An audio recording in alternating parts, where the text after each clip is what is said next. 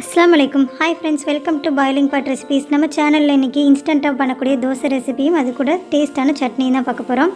இந்த சட்னி பண்ணுறதுக்கு ஒரு பாதி தேங்காய், காரத்துக்கு ஏற்ற மாதிரி பச்சை மிளகா சேர்த்துக்கலாம். நான் ஒரு பச்சை மிளகா சேர்த்துருக்கேன். இது கூடவே 4 பல் பூண்டு.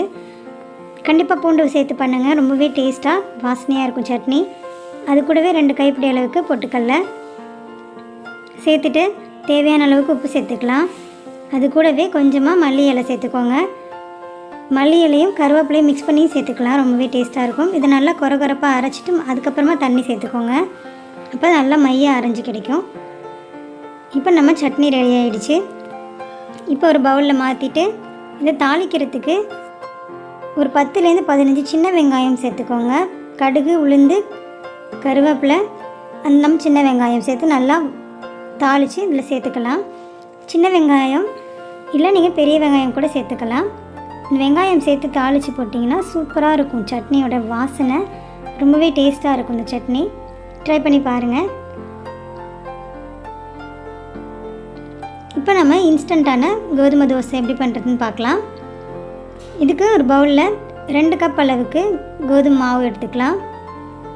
தேவையான அளவுக்கு உப்பு சேர்த்துட்டு 1 டேபிள் ஸ்பூன் அளவுக்கு அரிசி மாவு சேர்த்துக்கலாம். இது கூடவே நீங்கள் ஒரு முட்டையும் சேர்த்துக்கலாம். ரொம்பவே சாஃப்டாக நம்மளுக்கு கிறிஸ்பியாக கிடைக்கும் தோசை.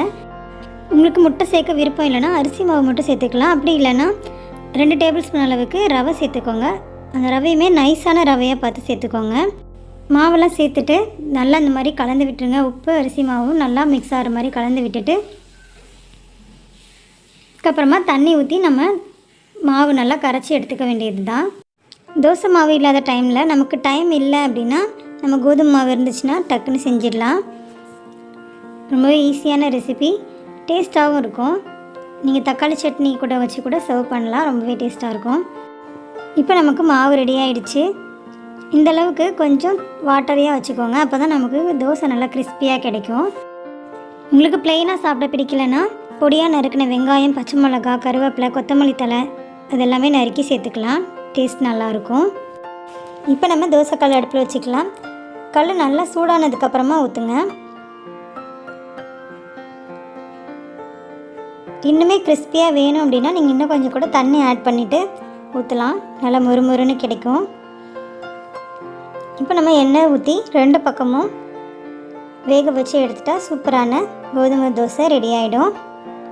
இன்ஸ்டண்ட்டாக டக்குன்னு தோசையும் சட்னியும் ரெடி பண்ணி கொடுத்துடலாம். ஒரு பிரேக்ஃபாஸ்ட்டுக்கு இல்லை அப்படின்னா டின்னருக்கு கூட செட் ஆகும்.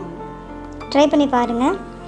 இந்த வீடியோ பிடிச்சிருந்தால் லைக் பண்ணுங்கள், ஃபேமிலி அண்ட் ஃப்ரெண்ட்ஸ் கூடயும் ஷேர் பண்ணிக்கோங்க. மறக்காமல் சப்ஸ்கிரைப் பண்ணிக்கோங்க. அப்படியே பக்கத்தில் இருக்க பெல் பட்டனையும் கிளிக் பண்ணிக்கோங்க, அப்போ தான் நாங்கள் போடுற வீடியோஸோட நோட்டிஃபிகேஷன் உங்களுக்கு வரும்.